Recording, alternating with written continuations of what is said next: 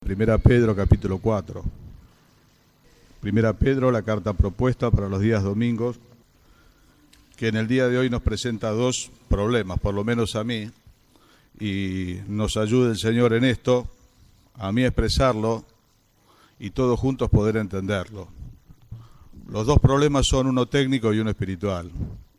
El problema técnico es que el original de la Biblia está escrito en griego, no en castellano. Lo que nosotros tenemos es una muy buena traducción del idioma original, pero obviamente no es perfecta, y algunos pasajes a veces decimos son complicados. Los pasajes de la Biblia no son complicados si nosotros pudiésemos leer en griego corridamente. El problema es que nosotros, la mayoría, no lo hacemos, conocemos el castellano y apenas tenemos algunos diccionarios griegos, españoles y toda la ayuda del Señor, pero el problema es lo reducido del cable y de nuestra comprensión, al menos de la mía. Hoy vamos a leer acá los primeros versículos, nada más, yo no voy a hablar de todo el capítulo, sería imposible. Y vamos a ver que la lectura de algún pasaje parece contradictoria. Tengan paciencia, yo voy a tomar la menor cantidad de tiempo posible y poder rescatar con la ayuda de Dios el mensaje, que es el segundo problema. El primer problema, decíamos, es técnico, es de traducción, se necesita alguna explicación. Espero que Dios me dé la gracia de poder darla. Pero el segundo es un problema espiritual para todos nosotros, que es el tema de esta carta. Hermanos, recordemos el contexto en el que fue escrito Primera Pedro. Son los primeros tiempos de la iglesia y arrecia sobre la iglesia una persecución a muerte. Los hermanos eran condenados a muerte. En aquellos tiempos, amigarse para con Dios era enemistarse para con el hombre y firmar la sentencia de muerte. Muchos fueron echados de sus hogares, muchos fueron perseguidos, maltratados y muertos. Así hablamos nosotros de los mártires de la fe. Bueno, esta carta de Primera Pedro está dirigida a todos aquellos judíos perseguidos. Algunos ya habían sido martirizados. Y el mismo Pedro, con los años, cuenta la historia secular, fue martirizado también. ¿Qué significa? Que murió por el Señor, que murió por su fe. Hermano, todos aquellos que en aquel tiempo se hacían amigos de Dios, se constituían enemigos de los hombres. Pero nos dice a nosotros la palabra de Dios que todo aquel que se constituye amigo del mundo, ¿no? Se hace amigo del mundo, se constituye enemigo de Dios, que es peor. A ellos el amistarse con Dios les costó el juicio de los hombres, pero a los hombres que no se amistaron con Dios les costó el juicio de Dios, que es mucho peor. Hermano, el juicio de los hombres es físico y es temporal. El juicio de Dios es espiritual y es eterno. Por eso que ellos consideraron que era muchísimo mejor amigarse con Dios y sufrir el castigo de los hombres, que es corporal, que es temporal, pero vivir en el Espíritu con el Señor para siempre. Esto es un poco lo que va a decir estos primeros versículos, que a lo mejor nos van a confundir un poco al leerlos. El tema de la carta es animarlos al martirio. Esto a nosotros nos suena muy raro, porque en los países llamados cristianos, entre comillas, que de cristiano cada vez quedan menos a los países cristianos, normalmente no se persigue a muerte a los cristianos. Obviamente la persecución, como decimos siempre, tiene otros ribetes, es de otra manera, pero no somos perseguidos por la gracia de Dios, hoy los creyentes a muerte. No somos encarcelados en los países cristianos y no somos muertos por el Señor. Pero hermanos, aún en países llamados no cristianos, que están bajo el islamismo, bajo el comunismo, muchos hermanos nuestros pasaron largos años presos. Richard Wurmbrand, espero mencionar bien el apellido, escribió el libro Torturado por Cristo, y él padeció bajo el régimen comunista. Estuvo entre nosotros compartiendo la palabra de Dios, lo tuvo que hacer sentado, porque parte del castigo era que pasase parado larguísimas horas del día y ya no podía pararse sobre sus pies. Otros fueron echados, como sabemos siempre, a los leones, allí en el circo romano. Fueron maltratados. Hermanos, esto que nos decían recién, de esta salvación que es gratuita, pero que no es barata, que al Señor le costó la vida, y esta fe que vos y yo profesamos, que a muchos de nuestros hermanos le costó la vida también. Y lo que quiere hacer el Señor a través de Pedro es animarlos a sufrir el mal. Por eso te digo que esto es muy difícil, porque a la mayoría de nosotros nos cuesta mucho sufrir el mal sin devolverlo, que es lo natural. Lo natural del hombre es pagar mal por mal. La venganza está entrelazada en el corazón del hombre. Como nos han hecho, así queremos hacer, y si es posible, multiplicado. Cuando Dios dijo que ojo por ojo y diente por diente, no estaba alentando la violencia, como dijo algún pacifista una vez, ojo por ojo y el mundo se quedará ciego, dijo este gran pacifista. No es esto, Dios estaba limitando las venganzas. Dijo, un ojo es un ojo, un diente es un diente. Antiguamente por un ojo tal vez le quitaban la vida al ofensor. Bueno, Primera Pedro nos está alentando a nosotros a sufrir el mal, a padecerlo por amor de Jesucristo sin devolver mal, sino devolviendo bien por mal. Por eso te digo, hermano mío, que esto es un problema grande, no solamente técnico de la Escritura, sino de aplicación, porque a mí lo otro me sale por naturaleza y tengo que orar y tengo que clamar a Dios para bajar la mano de vuelta porque ya la tengo cerrada para contestar. Me sale por naturaleza. Y creo que no me pasa a mí solo, creo que a todos nos pasa, que lo tenemos adentro. Algunos lo hemos llegado a refrenar en nosotros, pero como ya tenemos hijos, a veces el problema cuando es con los hijos cuesta muchísimo más. Cualquiera de aquellos que somos padres preferiríamos sufrirlo nosotros. Cuando vemos que de alguna forma sufren los hijos y uno lo tiene que soportar, bueno, hermano, se pone peor. Pero como hijos de Dios estamos llamados a padecer como padeció el Señor, como padecieron nuestros hermanos, echados a los leones o despedazados, solamente que al presente no lo hacen.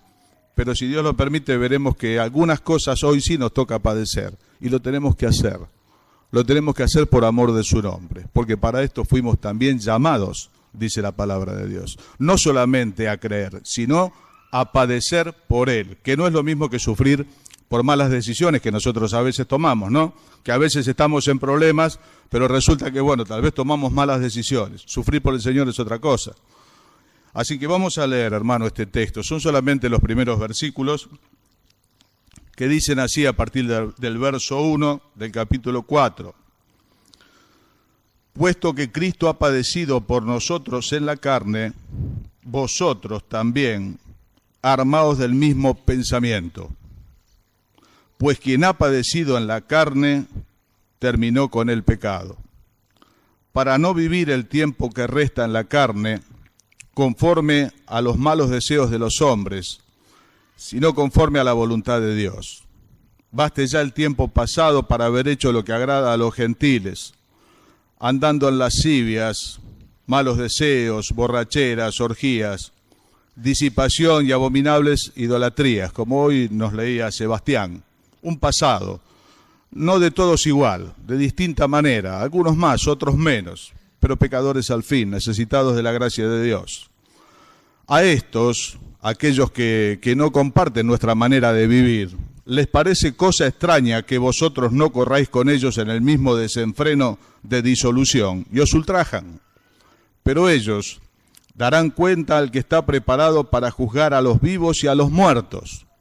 Por esto, por este juicio que se va a llevar adelante de vivos y de muertos, fue predicado el Evangelio a los muertos, para que sean juzgados en la carne según los hombres, pero vivan en espíritu según Dios. Mas el fin de todas las cosas se acerca, sed pues sobrios y velad en oración. Hermanos, vamos a procurar explicarlo de atrás para adelante, como hacen los judíos. Los judíos comienzan a leer de atrás para adelante. Yo tengo una Biblia hebrea en casa, hebrea castellano, y se comienza a leer de atrás para adelante. Acá dice que fue predicado el Evangelio a los muertos. Y esta es la primera confusión. ¿Se puede predicar acaso a una persona muerta? Algunos tomaron de aquí que hay una posibilidad segunda para aquellos que murieron sin el Señor, de que se les sea predicado en espíritu. Esto no lo enseña la Biblia, y algunos lo confunden con el capítulo anterior que nos explicó Jorge, aquella prédica a los espíritus presos, que en realidad no era una prédica para arrepentimiento, era una proclamación de la victoria del Señor sobre todas las cosas, a espíritus que ya estaban condenados. Así que no enseña la Biblia que hay una predicación a los muertos, sino que dice que fue predicado el Evangelio a los que murieron.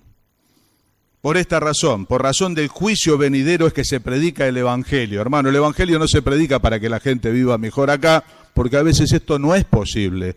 El Evangelio se predica y nos libra de la ira venidera. Nunca perdamos de vista esto, porque muchas personas tienen bienestar, no lo necesitan. Y si nosotros le decimos que el Evangelio le dará solamente bienestar y estará con el Señor aquí y demás, alguno puede decir, yo no lo preciso.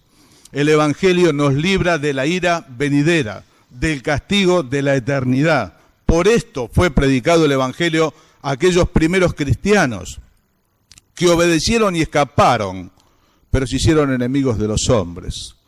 Decía el Señor Jesús a sus contemporáneos, ustedes son hijos del diablo, y las obras de vuestro Padre queréis hacer porque me quieren matar. ¿Qué palabra que le dijo? Ustedes son hijos del diablo, y las obras de vuestro Padre quieren hacer. El hombre por naturaleza no es hijo de Dios, es hijo del diablo, y por naturaleza quiere hacer lo malo. Y cuando encuentra algo que es distinto, normalmente lo mata, especialmente porque no lo entiende. Dice el Señor, sin causa me aborrecieron. Sin causa me aborrecieron. Sepan que si el mundo me aborreció, los va a aborrecer a ustedes también. Hermano, esta carta nos está alentando a padecer por el nombre del Señor, si es que padecemos. Lo vuelvo a repetir, por muchos de los problemas que se generan en nuestra vida, responden a malas decisiones de nuestra vida.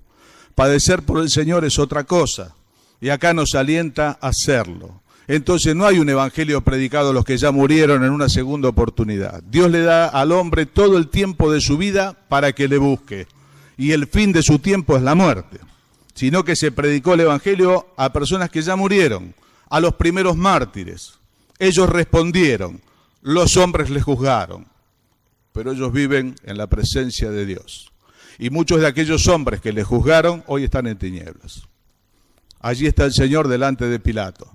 Le dice Pilato, a mí no me respondes, yo tengo poder para soltarte y para condenarte. ¿Quién sabe en qué oscuridad se encontrará Pilato en este momento? Y tantos más que condenaron y rechazaron al Señor y a lo largo de todos estos siglos han rechazado la gracia de Dios.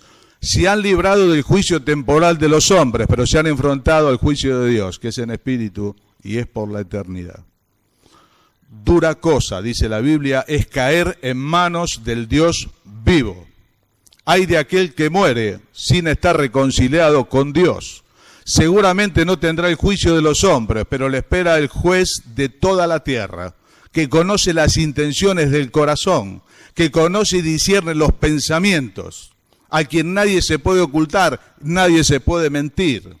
Dice Juan, vi un trono enorme, delante de él escaparon el cielo y la tierra. Ahí está sentado, el juez de toda la tierra para juzgar. A los que esquivaron el juicio temporal de los hombres, pero se enfrentaron al juicio de Dios. Nuestros hermanos absorbieron, sufrieron el juicio de los hombres, pero hoy viven en la congregación de los justos. Qué palabras tan hermosas tiene la palabra de Dios para definir la morada de nuestros hermanos. No os habéis acercado al monte que se podía palpar, sino a la congregación de los santos, a Jesucristo. Maravilloso. ¿Se dan cuenta, hermanos, que hay dos juicios? Nos anima a sufrirlo, puesto que Cristo ha padecido por nosotros en la carne. Nos da el ejemplo del Señor. Vosotros armaos también del mismo pensamiento, pues quien ha padecido en la carne terminó con el pecado. Esto también necesita una breve explicación. Pero hermano, dice, Cristo ha padecido por nosotros en la carne. Cuando leemos este texto, pensamos en los sufrimientos de la cruz. Pero hermano, los sufrimientos del Señor a favor nuestro comenzaron desde el día de su nacimiento, cuando no hubo lugar para Él en la posada. Comenzaron cuando sus padres, siendo un bebé, lo tuvieron que tomar y salir escapando a tierra de Egipto, porque Herodes había mandado a matar a todos los menores de 2 años para poder matar al rey de los judíos que había nacido. Y allí el Señor creció y sufrió el escarnio de los de su generación, cuando le decían, vos sos un hijo de fornicación, a vos te concibieron antes del casamiento. Qué afrenta era sobre la vida del Señor.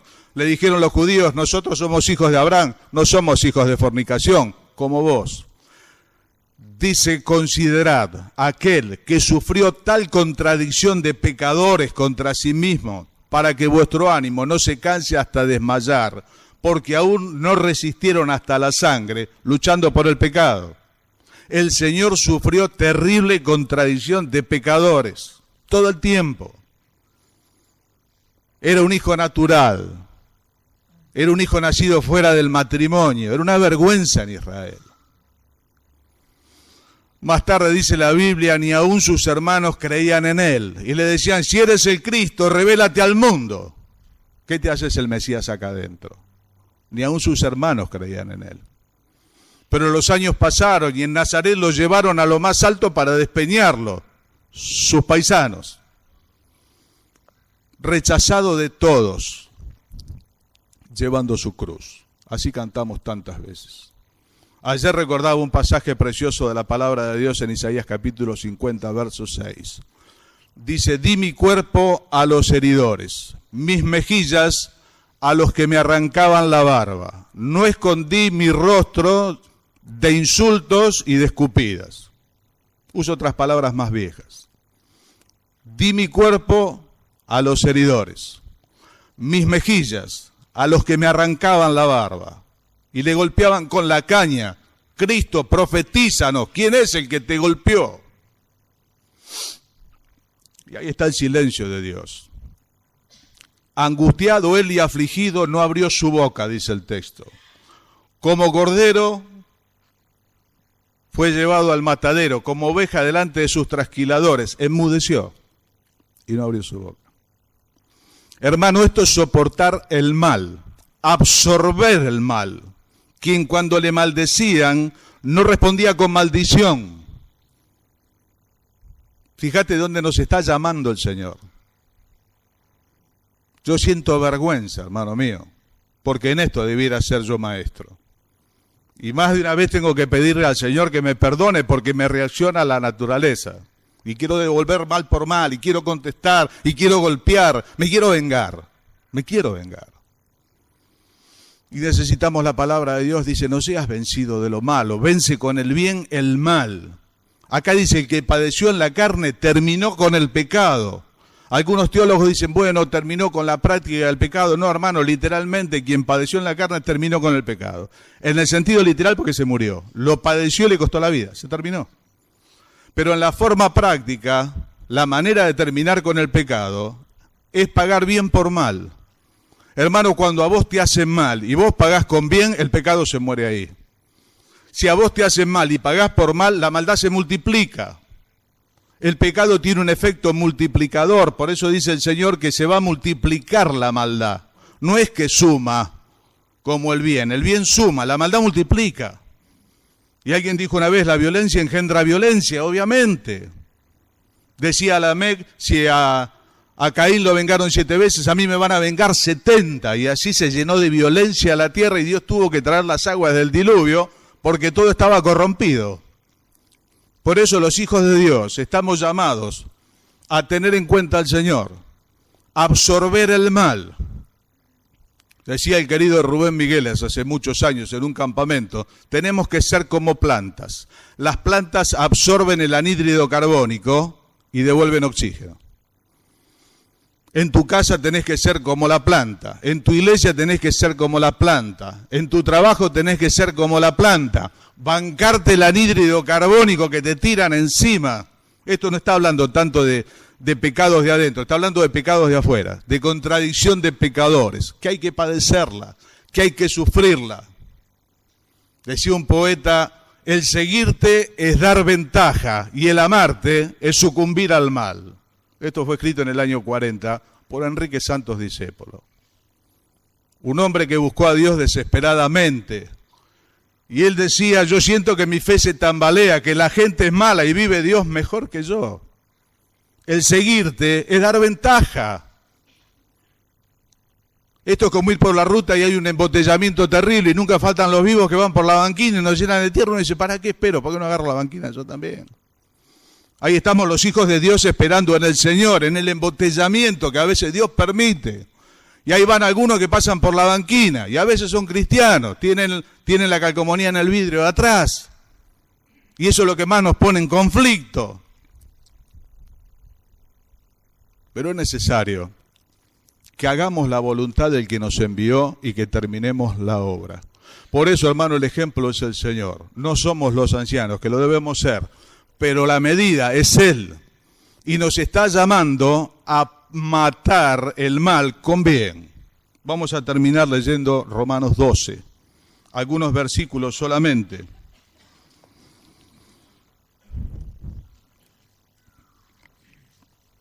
Verso 14.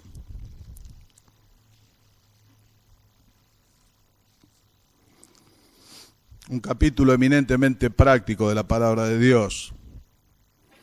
Dice el apóstol Pablo de parte de Dios: bendecid a los que os persiguen. Bendecid y no maldigáis. Verso 17. No paguéis a nadie mal por mal. Procurad lo bueno delante de todos los hombres. Verso 20. Así que si tu enemigo tuviere hambre, dale de comer. Si tuviere sed, dale de beber. Pues haciendo esto, ascua de fuego amontonarás sobre su cabeza. Esto hace alusión a una forma que había de evidenciar el arrepentimiento, que era tener un caldero sobre la cabeza, con ascuas de fuego, en señal de arrepentimiento. Es una figura. Cuando te hagan mal y puedas responder por la gracia de Dios con bien y sofocar el mal, porque si no es como querer apagar el fuego con nafta, si devuelvo mal por mal, pero si por la gracia de Dios puedo absorber y responder con bien de Dios, hermano, el fuego se apaga. Y el pecado encontró el día de su muerte. Se terminó ahí. Como en las discusiones, ¿no? Que para pelear hacen falta dos. Uno solo no puede pelear. Si el otro no pelea, la pelea se terminó. Si uno no responde con mal, el pecado se murió ahí. Y el 21 dice: no seas vencido de lo malo, sino vence con el bien el mal. Hermanos, nosotros en este tiempo, por la gracia de Dios, no somos encarcelados, ni somos martirizados, como lo fueron ellos. Prefirieron ser quemados a ceder, dice la canción. Nuestros padecimientos son distintos. A veces tenemos que soportar el ser defraudados. Ser defraudados, terrible. A veces somos defraudados económicamente. Alguno que nos pasa, ¿no? Siempre está el vivo que nos pasa. En el trabajo, en lo que sea, se nos estafa con el dinero. ¿Y qué vamos a hacer? Lo vamos a dejar pasar porque se llevaron lo más barato, se llevaron la plata. Pero después viene que nos defraudan la confianza y ahí el robo es mayor, porque uno se siente despojado, siente que confió y lo defraudaron. Y la herida es enorme. ¿Y qué siente? Que ya no va a volver a confiar, que no va a dar otra oportunidad. Y hermano mío, eso es lo que hace Dios con vos y conmigo todos los días, de nuestra restauración. Renovar la confianza en nosotros, que le hemos defraudado tantas veces. Pero hermano, cuando nos estafan en La Plata, bueno, una vez íbamos a tomar un campamento y alguien sembró de Miguelitos la ruta, de los clavos estos para pinchar las gomas. Qué casualidad que había una gomería a una cuadra. Hace años me cobraron 130 pesos el parche y si no, no ponían la cubierta. Literalmente me robaron. Le expliqué que estaba sirviendo al Señor, que era cristiano. Le hablé acerca de lo que estaba haciendo. Un chico joven estaba robando para otro. Lo peor es que llegué tarde al campamento. Cuando llegué ya me estaban presentando para hablar. Y les conté a los hermanos lo que me había pasado recién. Los hermanos se pusieron muy mal. Le digo, no tenga problema, se llevaron lo de menos, se llevaron la plata. Me duele más cuando me estafan en la fe. Cuando me estafan en la confianza. Como a vos. Como a vos. Siempre es preferible que sea en plata. Cuando es en la confianza sentimos que ya no queremos volver a confiar, que no vamos a dar otra oportunidad, que esa persona se terminó porque me defraudó. Y es ahí cuando tenemos que poner la otra mejilla, es volver a confiar, poner la otra mejilla. Qué difícil que es esto. Por eso te decía que tenemos dos problemas. Parece que el problema técnico, el exegético, pasó a ser lo de menos, ¿no? ¿Qué vamos a hacer cuando padezcamos la injusticia? Bienaventurados, decía el Señor, los que tienen hambre y sed de justicia. Si hay algo que caracteriza a la sociedad de nuestros días es la injusticia, las marchas del silencio, las protestas, justicia para Kevin, justicia para fulano, justicia para... La gente quiere justicia y a veces los cristianos somos objetos de la injusticia. Nos duele, a mí me duele un montón y quiero que me hagan justicia. Como aquella viuda que le iba a ver al juez y le decía, haceme justicia. Y el Señor lo tomó como un ejemplo por el extremo. Dice, si este juez que era malo se cansó y le hizo justicia, cuanto más el Padre que está en el cielo le va a hacer justicia a los que le temen, a sus hijos. Qué feo que es ser objeto de la injusticia, de una situación injusta. A veces saltan las lágrimas de rabia, de bronca, de llorar. ¿Y de qué llorar? Lloro de bronca, por la injusticia. Y dice el Señor, ¿y he de pagar lo que no robé? Qué difícil, hermano, que es esto. Si fuese solamente cantar y predicar. Muchos hermanos son discriminados. Muchos otros son burlados por no hacer lo mismo. Dice, a ellos les parece cosa extraña que ustedes no corran en el mismo desenfreno y los ultrajan.